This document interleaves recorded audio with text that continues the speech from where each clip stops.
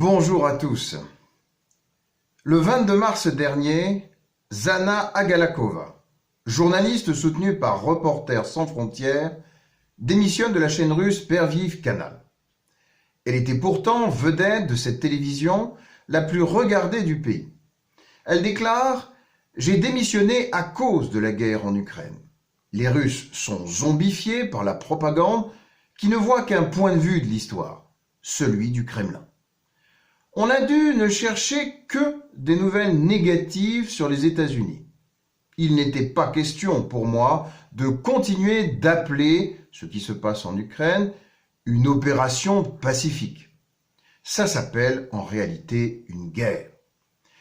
Dans les médias russes, nombreuses sont les personnes qui pensent comme moi. Mais en Russie, les journalistes sont piégés par le système.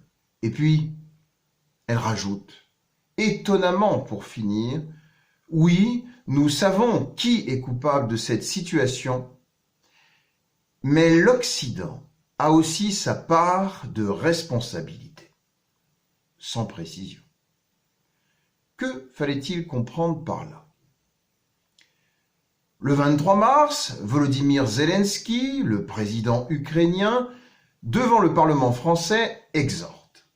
Les entreprises françaises doivent quitter le marché russe. Renault, Auchan, Leroy Merlin et autres doivent cesser d'être les sponsors de la machine de guerre de la Russie. Doivent arrêter de financer les meurtres d'enfants et de femmes, les viols, les vols et les pillages par l'armée russe.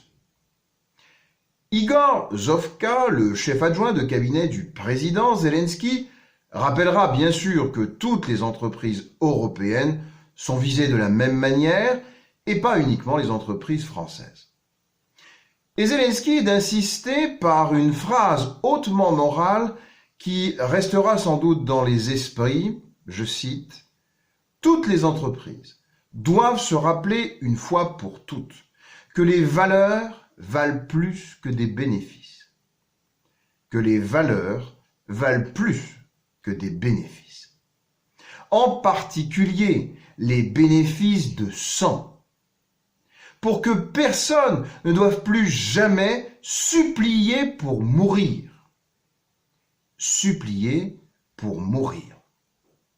Pour que les gens vivent leur vie tout simplement. Exhortation néanmoins à replacer dans son préliminaire à l'Assemblée, à la fois intrigant, voire culpabilisant, je cite, « Pendant 80 ans, l'Europe n'avait pas vu les choses qui sont en train de se passer en Ukraine. » En ajoutant toutefois diplomatiquement, à cause de la Russie. Le 23 mars, également, Yannick Jadot, le candidat écologiste à l'Élysée, réitère ses attaques contre le géant pétrolier Total Energy, qu'il considère, je cite, « complice de crimes de guerre » à ses yeux, en maintenant l'essentiel de ses activités en Russie et donc en contribuant sciemment à financer le massacre de civils en Ukraine. Non content, Total Energy a annoncé à l'AFP poursuivre Yannick Jadot en justice pour diffamation.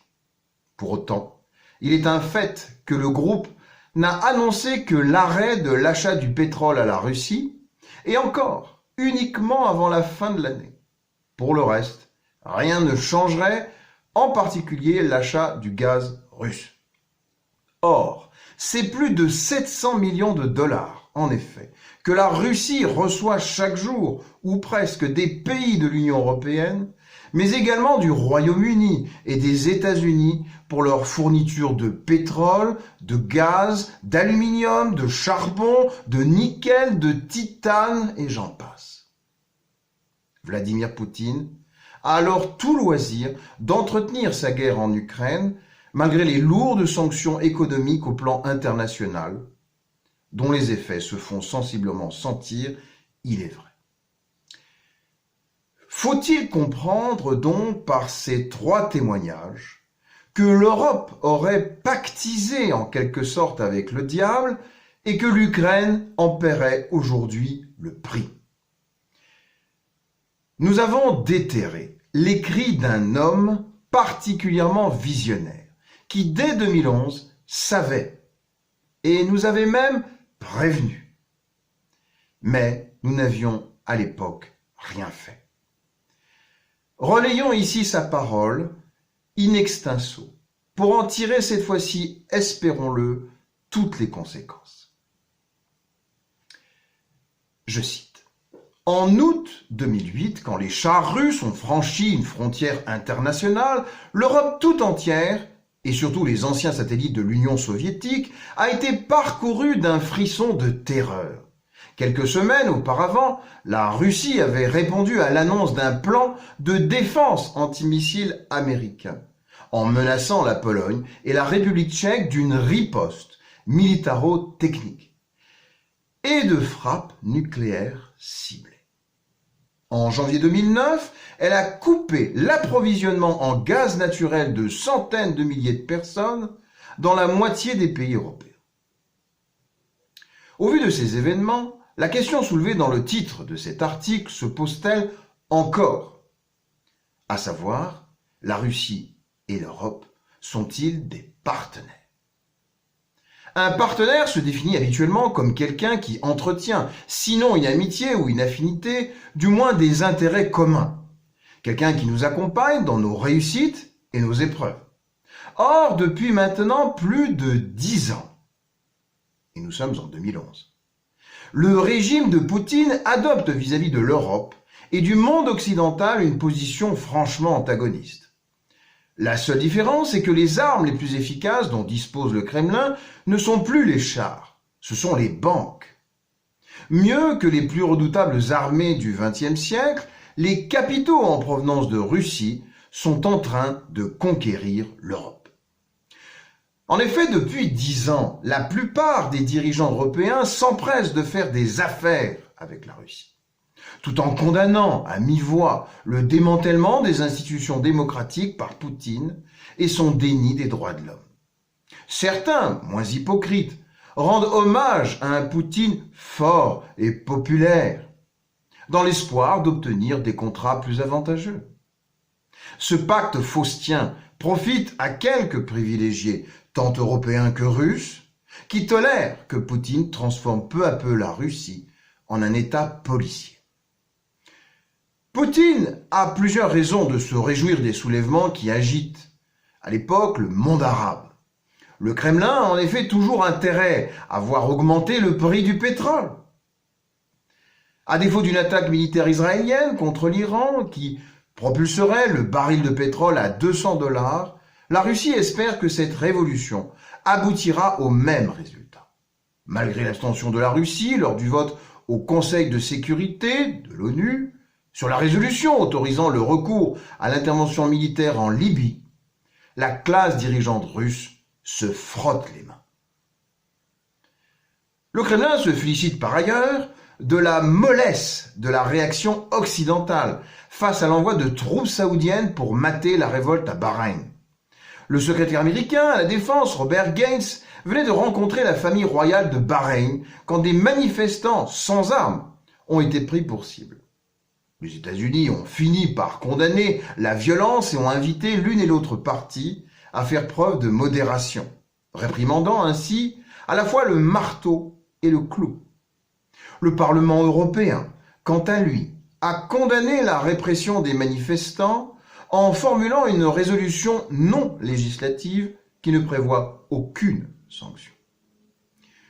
Poutine s'est longtemps demandé jusqu'où il pourrait aller dans la répression des contestataires russes. Il sait désormais qu'il n'y a aucune limite et qu'il peut se permettre de tirer à balles réelles. Dans la mesure où le Conseil de sécurité de l'ONU a dû s'accorder sur une intervention internationale en Libye, la Russie et la Chine savent qu'elles sont à l'abri. L'intervention en Libye est également instructive pour d'autres États voyous. À l'Iran, elle dit « Dépêchez-vous !» car Kadhafi a été salué par la communauté internationale pour avoir officiellement renoncé à ses ambitions nucléaires. Quant à Kim Jong-il, le dirigeant nord-coréen, il a beau massacrer des milliers de son peuple, il reste intouchable. Voyons ce qui s'est passé en Libye. L'Iran et d'autres pays en déduiront que la seule façon de se prémunir contre un changement de régime consiste à réaliser des essais nucléaires. Face à la course aux armements nucléaires, dans laquelle la technologie russe est hélas en bonne position, l'Europe devrait rester vigilante.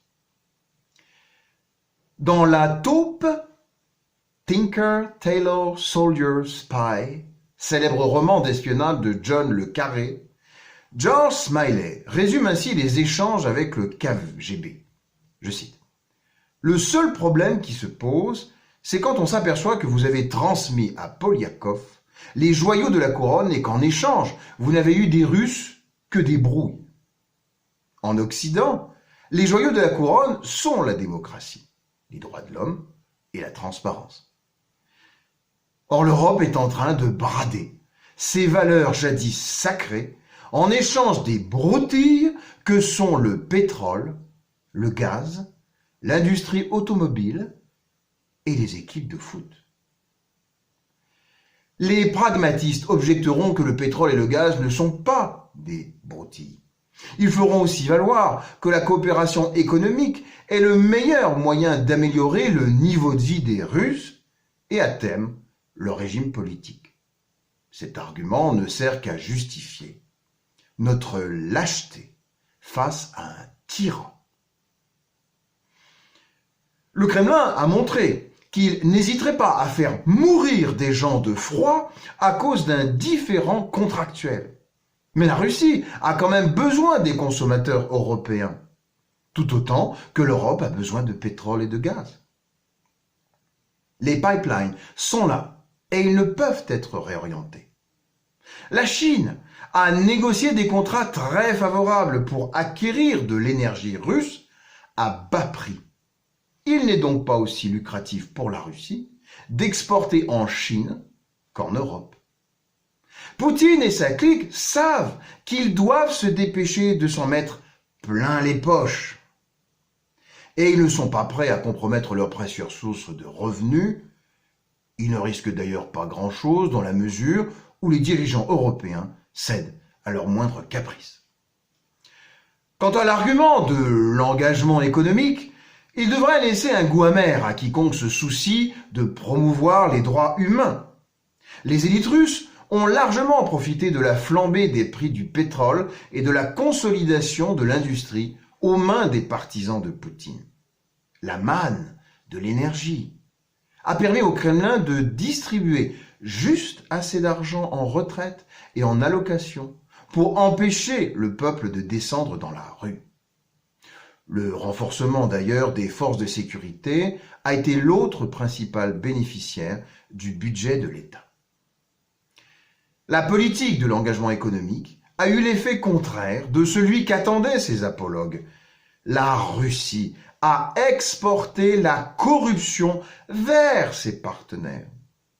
Les revenus du pétrole ont servi à acheter ce qui n'était pas mérité. C'est ainsi que l'organisation des JO d'hiver a été attribuée à Sotchi, station balnéaire chère à Poutine, sans que le comité olympique ne s'inquiète de la catastrophe sécuritaire et écologique qu'entraînerait un événement d'une telle ampleur dans cette petite bourgade subtropicale du Caucase. À la liste des achats, la Russie vient d'ajouter la Coupe du monde de football. Même si, à dire vrai, ce terrain était sans doute déjà largement corrompu. Je n'emploie pas le terme de mafia à la légère. S'agissant du régime de Poutine, c'est en effet un qualificatif plus pertinent que n'importe quelle catégorie politique traditionnelle. La notion de dictature ne suffit pas à rendre compte de l'influence et de la corruption des classes dirigeantes. Ici, le parrain est tout puissant.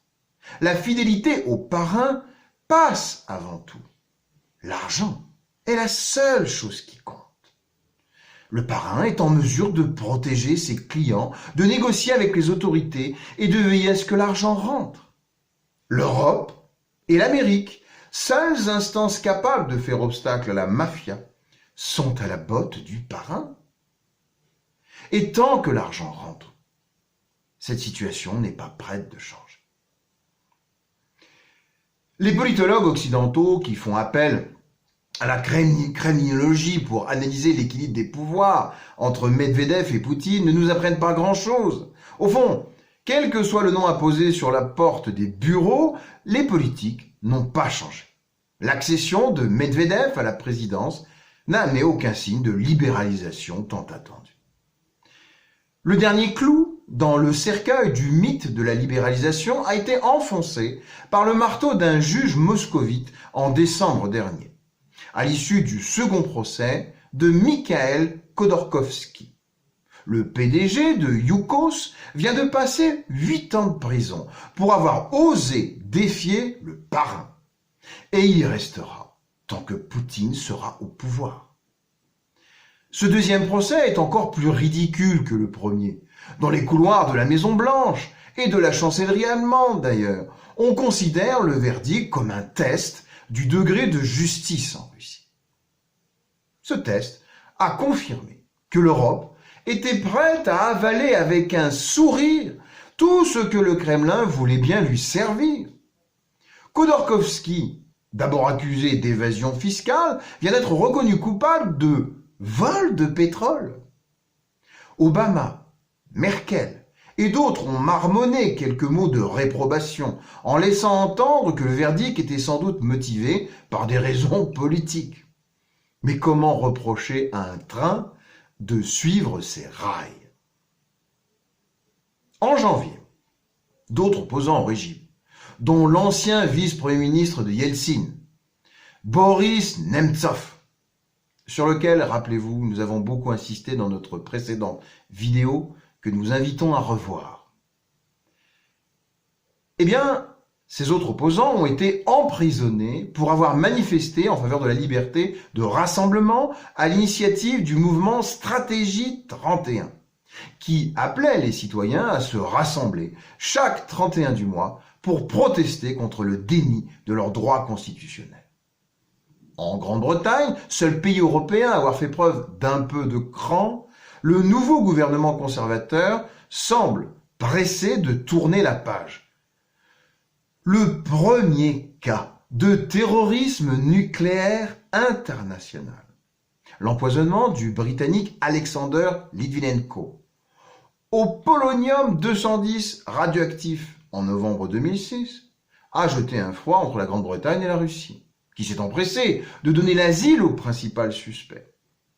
En 2008, Robert Dudley, PDG de la coentreprise pétrolière russo-britannique BP-TNK, a dû fuir la Russie quand ses actionnaires russes ont demandé sa démission. Robert Dudley est aujourd'hui PDG de BP.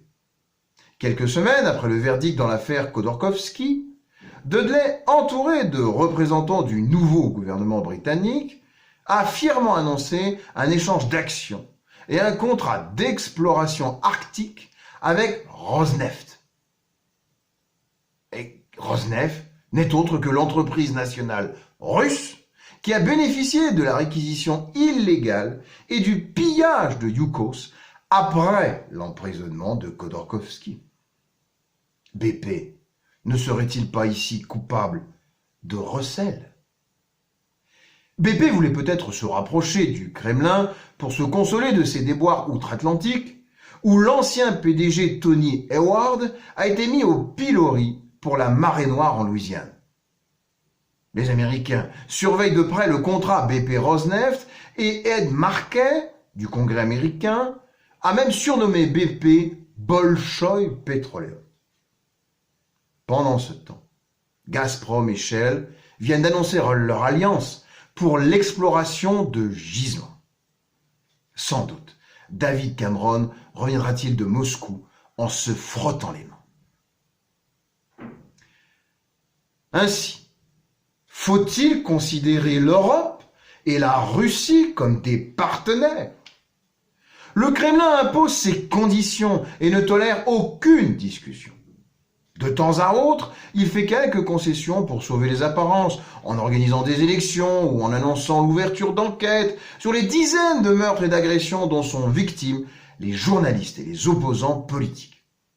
Peu importe que les élections soient une mascarade, que la presse soit muselée et qu'aucun assassin ne soit jamais puni, du moment que l'argent continue de rentrer. Oui, l'Europe est prompte à critiquer Loukachenko, dernier dictateur d'Europe. Poutine, qui ne voit assurément pas mieux que lui, est protégé par ses réserves stratégiques de pétrole, de gaz et de liquidités. Si l'on découvrait un important gisement de pétrole dans les environs de Minsk, Loukachenko, lui aussi, serait invité à un karaoké avec les stars d'Hollywood et à des sauteries avec Silvio Berlusconi. Mais pourquoi l'Europe ne serait-elle pas un partenaire de la Russie au lieu d'être simplement son complice? Tant que Poutine est aux manettes, cette perspective semble assez improbable. Les dirigeants européens pourraient néanmoins trouver des moyens de tenir tête au Kremlin et d'encourager un changement de régime. Dans la mafia, la loyauté au parrain dépend de sa capacité à protéger ses clients. Il est donc essentiel de rester en bons termes avec l'Europe de l'Ouest et les États-Unis, où les oligarques russes aiment aller dépenser leur argent. Après tout, à quoi bon être milliardaire si l'on est confiné aux frontières d'une Russie pourrie et que l'on doit se résoudre à y scolariser ses enfants? Quelques oligarques contrôlent la Russie et les dirigeants des services de sécurité qui occupent la plupart des postes de pouvoir. En leur demandant de rendre des comptes, en enquêtant sur leurs avoirs, en les interdisant de visa, on enverrait le message que Poutine n'est plus tout-puissant, qu'il ne peut plus protéger la fortune de ses proches et leur garantir la belle vie à l'étranger. C'est là le seul moyen d'ébranler l'édifice du pouvoir. Il ne suffit pas d'expulser de temps à autre un diplomate ou de formuler des inquiétudes par rapport aux libertés civiques. Ces demi-mesures ne font que confirmer au Kremlin que tout va bien, qu'il n'y a pas de quoi s'inquiéter. Le partenariat, tel que le conçoit Poutine, consiste à prendre et à ne rien donner en retour. Combien de temps encore l'Europe acceptera-t-elle de se faire avoir? Article écrit en mars 2011, non publié sur Europe's World, mais rapporté dans le livre Poutine, des jeux et des geôles aux éditions de Lerne en 2014. Signé Garry Kasparov, le champion du monde d'échecs bien connu, farouche opposant politique de Vladimir Poutine et poursuivant le combat depuis New York, où il est exilé. Rappelons que Garry Kasparov avait pris part dès 1996 à la campagne électorale de Boris Yeltsin, dont nous connaissons désormais le sort en coulisses pour s'être trop rapproché du monde occidental. Puis, Garry Kasparov s'engagea en politique en 2005, fondateur du Front civique unifié, étant l'un des chefs du mouvement L'autre Russie, une coalition d'opposants à Vladimir Poutine. Il est arrêté et emprisonné en 2007 pour avoir déclaré lors d'une manifestation à Moscou, je cite, « Notre but est le démantèlement de ce régime qui couvre le pays de honte et le déteste. Nous allons sortir de ce marécage de corruption et de mensonges et nous gagnerons. » Le magazine américain Time le place alors dans la liste des Time 100, une liste de 100 personnes les plus influentes dans le monde, ici pour sa lutte contre l'autoritarisme en Russie.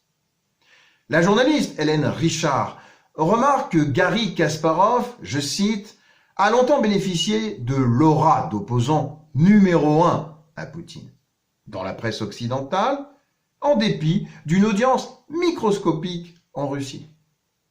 Il est désigné comme le candidat d'opposition à l'élection présidentielle de 2008. Mais le 12 décembre, il annonce son retrait dans la course, s'estimant victime d'ostracisme. C'est alors qu'il écrit un article, publié dans Le Monde le 18 janvier 2008, dans lequel il critique vivement la complaisance de Nicolas Sarkozy envers Vladimir Poutine et les dangers que celle-ci représente à ses yeux. Nous y reviendrons plus en détail ultérieurement. En 2011, il écrit donc, sans être publié, l'article prémonitoire que nous vous avons lu avant de s'exiler en 2013, d'abord en Suisse, puis aux États-Unis. Il devient président de l'ONG Human Rights Foundation et en 2013, il reçoit le prix des droits de l'homme de l'ONG UN Watch pour son combat. En 2007, à la suite de l'attentat du métro de Saint-Pétersbourg, Kasparov insinue une possible manipulation du FSB et de Vladimir Poutine dans l'attentat. Au final, depuis son engagement politique, Kasparov est entouré en permanence de 5 gardes du corps et poursuit sa lutte au péril de sa vie. Il faut savoir, pour conclure, que son positionnement actuel sur Twitter ou ailleurs est sans appel. La diplomatie actuelle est inopérante. Car, je cite, « Encore actuellement, les pays de l'OTAN refusent d'apporter un soutien aérien ou des missiles anti-aériens ou d'autres formes d'aide pour fermer le ciel, utilisés par l'aviation de Poutine, nous le savons, pour détruire les villes ukrainiennes. » En effet, selon Kasparov, je cite toujours, l'enseignement que l'on peut tirer de toute cette crise et de 20 ans de Poutine au pouvoir est tout simple. Poutine est synonyme de guerre. Et tant que Poutine sera au pouvoir, il n'y aura pas la paix. Imposer des sanctions à la Russie, c'est simplement reconnaître que le régime de Vladimir Poutine est une menace existentielle. Pas seulement à l'Ukraine ou à la Russie, mais au monde entier. Car Poutine a dit lui-même que son intention est de reconstruire un monde à l'image de l'époque soviétique ou même du grand empire russe, en mettant la main sur les pays voisins. Pour le célèbre joueur d'échecs, la menace nucléaire fait partie du jeu de bluff. J'ai bien dit de bluff du président russe. Et si je cite, « On montre à Poutine qu'on n'a pas peur de son bluff, chacun d'entre nous pourra agir. Car quand on repousse la réponse au dictateur, chaque jour qui passe, le prix de la paix devient de plus en plus cher, jusqu'à en arriver au désastre. »